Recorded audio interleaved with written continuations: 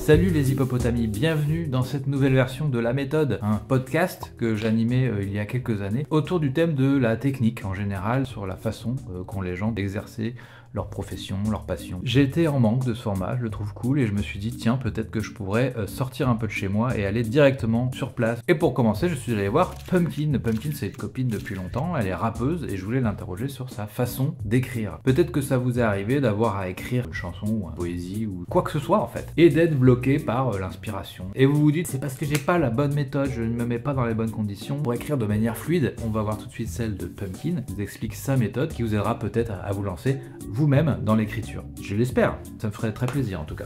Yo, je suis avec Pumpkin. On va parler de ton métier. Mon métier, lequel?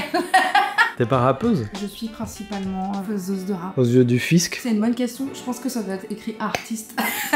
Tu veux en mettre plein la vulve, pulvériser ta pulpe, on a ubérisé le cul, coloniser les ovules, pas de love, sans dove, sans capote, sans lu. Ton Vésuve crache plus de saloperie qu'un pédiluve. Oh, on n'a pas fait de Chine. Santé. T'es rappeuse depuis combien de temps? C'est difficile de mettre une date. Un jour j'ai tranché et je me suis dit que 96... On fête bientôt les... Fuck. C'est pas compté. Ça fait 28 ans. Tu as développé quelques techniques. Tu vas nous parler de ta méthode d'écriture, mais c'est pas la méthode d'écriture du rap. Quoi. Il y en a pas. autant que de rappeurs et de rappeuses. Exactement. Malgré le fait que je donne des ateliers d'écriture et d'interprétation, on reste quand même dans un art qui n'a pas d'école, qui n'existe pas dans les institutions a priori. On apprend tout seul et avec ses pairs, quoi. Le rap, c'est comme ça que ça fonctionne. Il y a Mante qui vient dans la vidéo parce que Mante, c'est un peu une resta quand même. Voilà. Une légende du rap. Tu travailles où? Grosso modo, j'ai 4 endroits où je travaille. J'ai ici, La cuisine, c'est écrit au cas où. c'est souvent là où je fais tout ce qui est pas réa, genre fichier Excel, mailing, newsletter. Debout? Non, assise sur ce tabouret que j'adore. Le deuxième espace, c'est celui-ci. Mon home studio, déjà, c'est là. C'est là où j'enregistre. Comme tu peux le voir, c'est aussi le bazar. Il y a mon micro qui est toujours là au cas où j'ai un truc à maqueter. Qui est relié à quoi? Qui est relié à une carte son. Ouais. Et la carte son ensuite est reliée à l'ordinateur. Sinon, l'autre solution, c'est celle-ci. Donc c'est un autre endroit où j'aime bien travailler selon mon humeur. Et le quatrième, c'est dans mon lit. 4 lieux de travail dans 36 mètres carrés. Si c'est pas de l'optimisation, ça. Là, tu dois bosser sur quoi aujourd'hui? Je dois écrire 5 ou 6 chansons en 9 demi-journées et sur un projet de jazz. Coquillage et crustacés, on est mieux à la plage que dans le bus assez. En décubitus placé, sans scrupule, d'habitude, je déguste assez la ville, ça fait mal comme un cubitus cassé. Quand je me mets en mode écriture, je choisis une instru, je la joue, d'ailleurs plutôt au casque parce que j'aime bien être plongée dans la musique avec le casque à réduction de bruit, j'aime bien être enveloppée. François Poitou, il m'a envoyé différentes instrus qu'il écrit de la musique qui sera ensuite interprétée par des musiciens de talent. Seulement, ce que moi je reçois comme musique pour pouvoir écrire ma chanson, c'est pas du tout la version de ouf avec des musiciens de ouf. C'est vraiment une version maquette de travail, quoi. De travail. Donc ça c'est pas facile. J'essaye d'être attentive à ce que la musique me procure. Donc j'ai toujours une feuille et un stylo. Ça. Poitou, il m'envoie la structure du morceau. Intro, refrain. Huile de coude, c'est le titre que lui m'a proposé. Et moi, je suis partie sur le concept de bagarre, de pugilat, etc. C'est ce que l'instru m'a provoqué. D'accord. La bagarre. Ouais, faut bien nommer les pistes en fait. Il pourrait mettre des numéros, il met des mots. Mais j'ai pas besoin de les utiliser. Pour le premier album, moi j'ai un peu fait un exercice de style. Je vais partir de ces titres pour me décrire en lien avec les mots qu'il a choisis. C'était quoi, genre, les titres? Ça tournait autour des pieds beaucoup. François Piétou. Oh, François Piétou, c'est incroyable ça. Ça tombe bien, moi qui ai envie de vendre des photos de mes pieds. Si quelqu'un qui nous regarde est intéressé par des photos de pieds de moi... Je montre pas, évidemment. Non, mais mes pieds sont jolis, les chaussettes sont moches. Mais je vais flouter pour que les gens payent pour les voir vraiment. Trop bien. J'ai besoin de trouver des solutions pour faire rentrer de l'argent. Une petite technique d'artiste pour gagner de l'argent. Ceci étant dit, c'est une digression, mais c'est un vrai sujet. Les artistes et les sportifs de haut niveau qui créent des OnlyFans parce qu'ils n'ont pas de sponsor ou ils n'ont pas de producteur.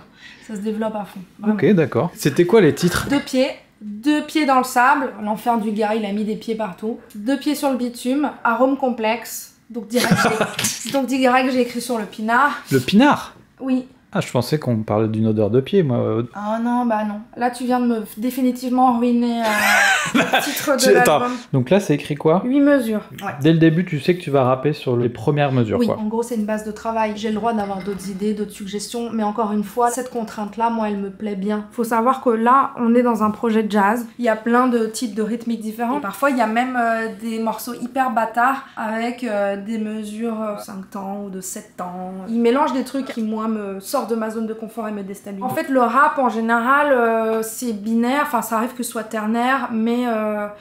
c'est rare que ce soit un peu complexe. Et d'ailleurs, quand c'est complexe, c'est parce que c'est du rap qui s'inspire beaucoup du jazz. Globalement, le rap, c'est quand même plus simple. Ce qui change aussi dans le projet Poitou, c'est que lui ne suit quasiment jamais de structure de chansons telles qu'on les connaît dans le rap classique ou la pop. Tout ce qui est intro, couplet, refrain, pont ou couplet, refrain, ça, on le fait jamais avec Poitou. Okay. On va toujours faire du bizarre. Du 8 par-ci, du 4 par-là, du 16 par-là, du 32. Et il y a aussi des moments où en live, on improvise certaines parties. Oui, bah le jazz, quoi. On n'est pas obligé de laisser de la liberté pour improviser, du coup. Crush gigantesque, crush inexplicable. Situation dantesque, situation inextricable. Je fais le tri depuis mon ex. Des textes aux cartes sur table, toi, tu maîtrises mon cortex. Tu n'es pas permutable.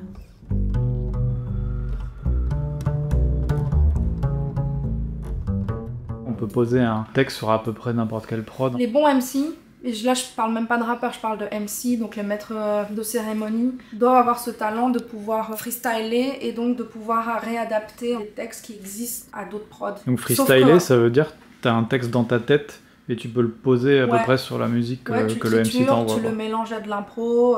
Tu dois pouvoir partir d'une phrase et jouer autour de cette phrase et la déstructurer. Maintenant, ce qui marche pas, c'est si tu as un texte qui est écrit pour une prod à 90 BPM, tu vas pas pouvoir simplement la transposer sur une trappe hyper up-tempo en fait. Mais par contre, un texte écrit pour de la boom bap, tu peux probablement le transposer sur un peu n'importe quel type de boom bap, sauf s'il y a 50 BPM de différence. Ok. Et après, qu'est-ce que c'est que tout ce texte ? Alors, je t'explique. À longueur d'année, je suis tout le temps attentive à ce qui se dit autour de moi, en conversation parfois avec copains du web, où on va dire un truc drôle ou un mot que je connais ou que je connais pas ou qui est pas dans mon vocabulaire ou que j'ai jamais mis dans une chanson. J'ai des notes dans mon téléphone portable, sur des Word dispatchés dans mon ordinateur. J'emmagasine tout ça. Il y a des personnes parfois qui te disent le syndrome de la feuille blanche, j'ai pas d'idée, je sais pas quoi écrire. Moi ça m'arrive jamais parce que déjà j'ai toutes ces idées et toute cette matière que j'emmagasine en permanence. Mais ensuite, c'est rare que je me mette à écrire tout de suite. Je fais un travail préalable de recherche de matière. Donc je vais lire des articles, je fais des recherches dans Google pour voir ce qui ressort sur certaines thématiques, qui me permet de voir dans quel contexte certains mots sont utilisés, de trouver des idées et des directions et des angles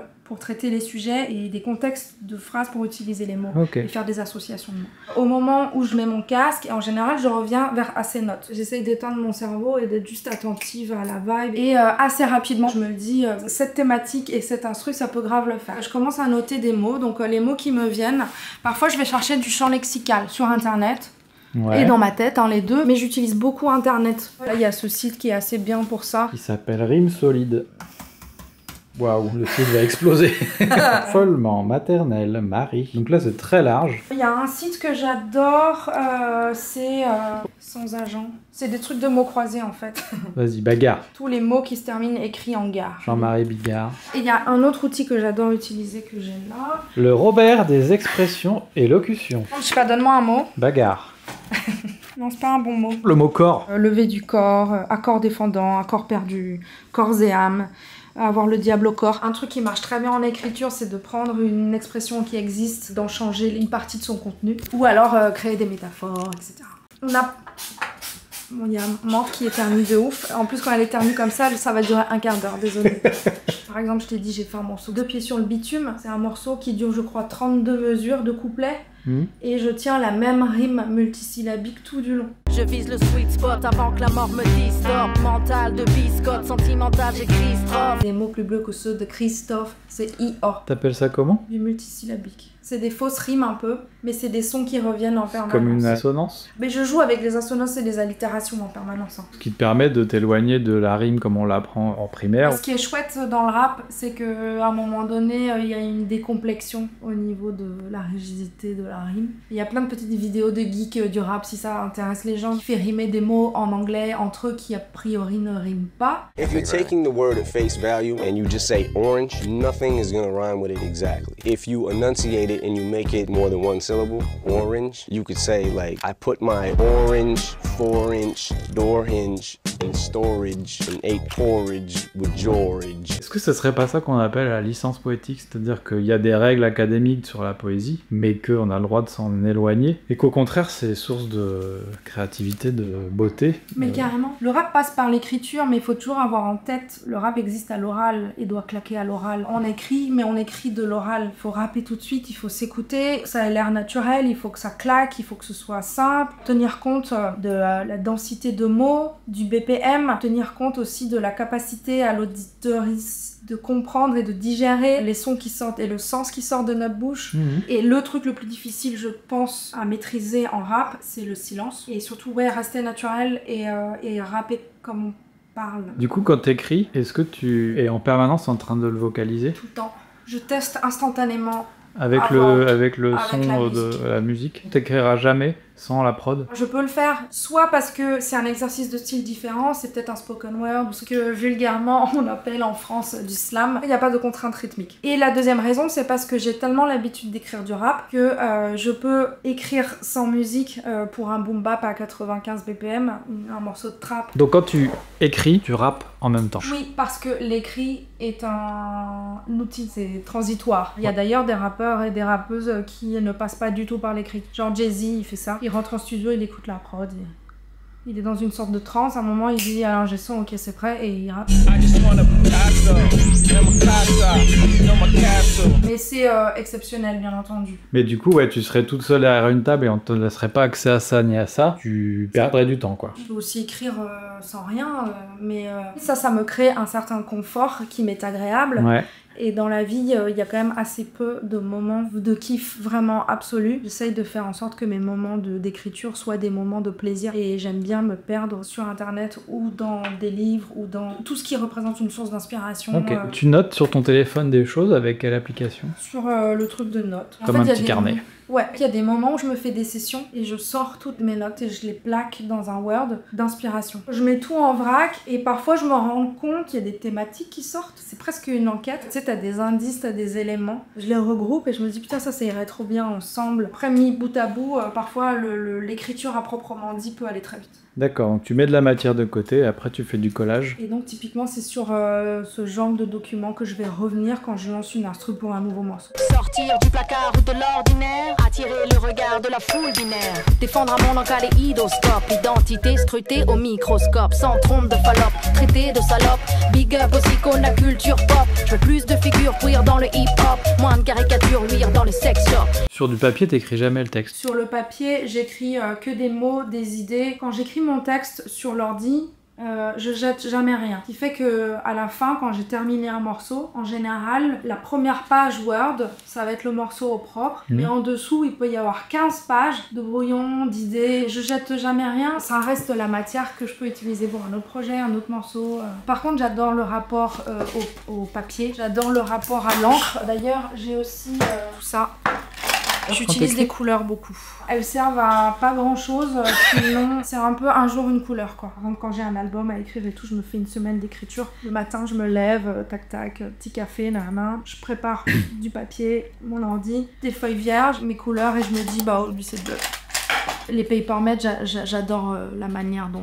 Encore une fois, c'est juste du confort et des petits rituels. Ouais. Moi, je pense que c'est important que chacune puisse trouver ce qui rend heureux, ce qui crée du confort. Une sorte de prédisposition à créer quelque chose de chouette. Paris, c'est dit libre, mais Paris, c'est délabre. Les touristes y disent oui pendant qu'on tient le candélabre. Je sais pas si c'est l'âge, j'ai courage si c'est l'âge, ni même si c'est vache d'insister pour qu'on s'arrache. Les murs sont gris sur le boulevard Magenta. Les murmures sont gris, donc dans l'agenda. I fly, Panam, I change my mind. Me and my guy on the ride to another side. Bye bye, grey walls, grey skies. Love you guys, but I fly. j'imagine que tu commences pas par le début et pour finir par la fin. Plutôt si, ouais. Chronologique. Ouais, mais je m'autorise à changer des parties. J'imagine il y a plusieurs étapes dans l'écriture et il y a une étape à la fin qui est de nettoyage.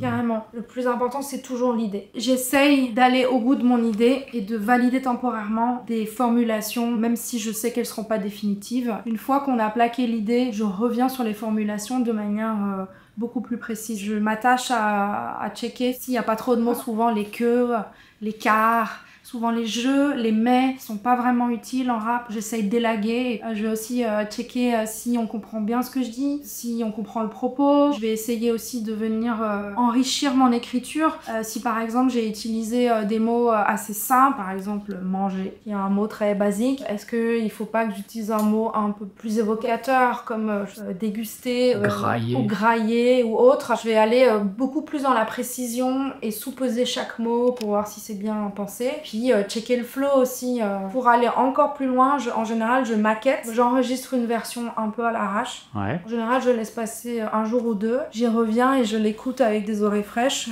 histoire de me le prendre dans la gueule et de voir ce qui marche et ce qui marche moins bien. Comme un sculpteur un peu, parce que je viens mettre un petit coup par-ci, un petit coup par-là pour améliorer, mettre en valeur certaines punchlines, etc. Et puis à un moment donné, c'est bon, c'est terminé, c'est dans la mode. Parfois j'ai du mal à lâcher un morceau et à me dire c'est bon, c'est la version définitive. On a toujours envie de changer des trucs, améliorer des trucs, c'est pénible. Pas le temps de niaiser, busy dans ce game biaisé. C'est à le temps de miser, ruser sans se faire baiser. Si c'est le loisir, c'est la vie qu'on a choisie. Vas-y, si on ne s'aère pas, ça va sentir le moisi. Soyez pas triste, on existe grâce à nos disques. 10 ans de fast, on a mis le feu comme gaz de schiste. Basta, on n'insiste pas et ça fait bisquer. Mais pour avancer dans la vie, il faut savoir tout risquer. Rideau.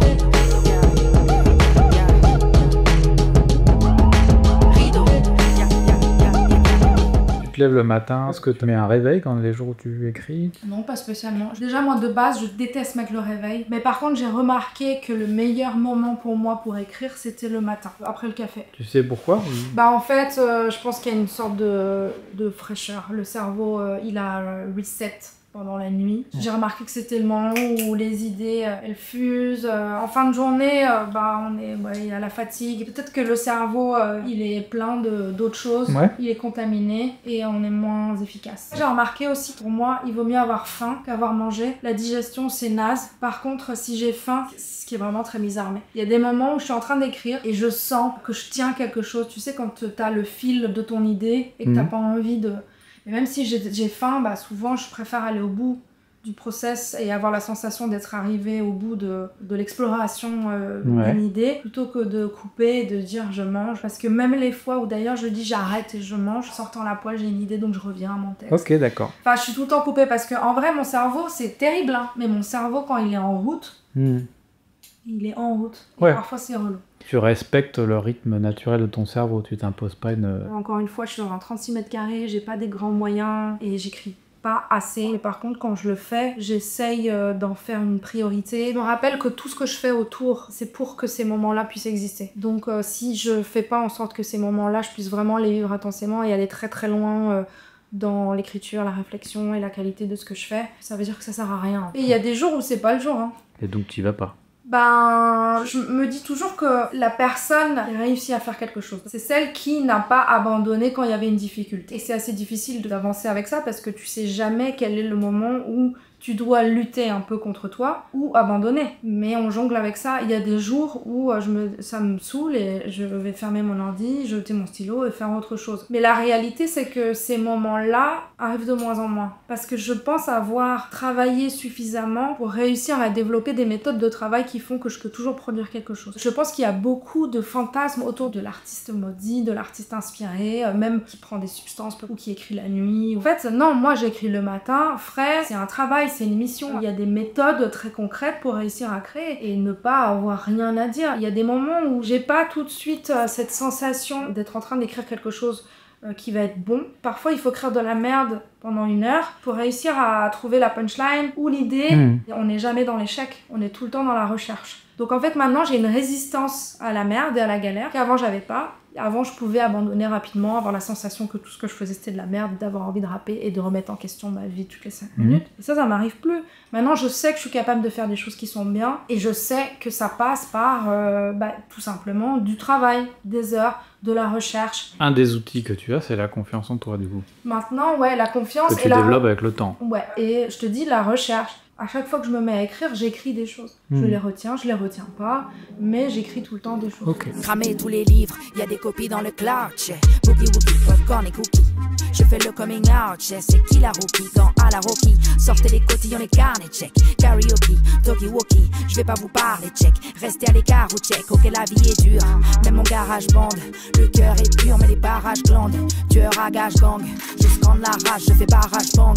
Faux pistolets ronds dans les angles, dans le même bateau, même les frères Tang. Patriarcat à l'amende, Amaretto, Arionetto. S'il y a bien un état d'esprit, moi, qui me drive depuis le début, c'est les valeurs du hip-hop. Développe. Je vais faire des choses avec les moyens du bord. Donc je suis pas du tout en train de dire ma vie c'est la zermie parce que c'est pas du tout le cas. On pourrait facilement tomber dans ce mécanisme qui nous tire vers le bas, un peu en mode putain c'est relou, j'ai pas les moyens que je veux, j'aimerais me payer le luxe de louer, je sais pas, une maison pendant 1 mois pour aller écrire mon album. C'est jamais arrivé? Non, j'ai toujours écrit comme j'ai pu, quand j'ai pu. En 2012, mon EP Silence Radio, je l'ai écrit au travail. J'étais responsable d'un magasin de vêtements à Paris. Il y avait très peu de clients et du coup j'en ai profité pour écrire mon projet. Les gens pensent que je passe mes journées à créer, à faire de la musique, alors que c'est pas du tout le cas. Probablement aussi un peu dû à des choix de vie personnelle et à ma manière de fonctionner. La réalité, c'est que parfois la créa, c'est la dernière roue du carrosse. J'ai des sollicitations et des choses à gérer extrêmement terre à terre qui me prennent beaucoup de temps et à faire des factures, à faire des newsletters. Donc être rappeur, c'est pas être sur scène et poser des 16 que tu as écrit 6 mois avant. C'est une réalité pour certains artistes. Ouais. Mais c'est pas ma réalité, parce que j'ai aussi décidé d'avoir d'autres casquettes, j'ai développé d'autres activités professionnelles, faire du coaching scénique, faire de la voix off, j'organise des stages, même des soirées, je fais plein de choses en fait. Ouais. Tout ça me nourrit et nourrit aussi mon propos artistique, et je m'ennuie pas quoi. Tu penses que dans la catégorie rappeuse de 40 piges, quelle est la proportion de ces artistes qui doivent faire autre chose que chanter du rap sur scène? Aujourd'hui, tout le monde doit faire autre chose que chanter du rap. Ou que même faire de la musique tout court. La plupart des stars gagnent véritablement leur argent sur d'autres activités. Genre Rihanna, par exemple, elle fait son beurre avec sa marque. Une marque de fringues, de fringues et de maquillage, etc. Dr. Dre avec Beat by Dre. Enfin, tout le monde trouve un business à développer. Plutôt que des artistes, on a des influenceurs et des influenceuses en fait. Alors, option musique, option jeux vidéo, option... En gros, aujourd'hui, c'est ça. Plus que faire de la bonne musique, il faut avoir une communauté. Et pour avoir une communauté, en fait, c'est vraiment pas du tout lié à la qualité de la musique. Ou c'est sa capacité à se faire aimer des gens. De l'engagement de la part du public. Exact.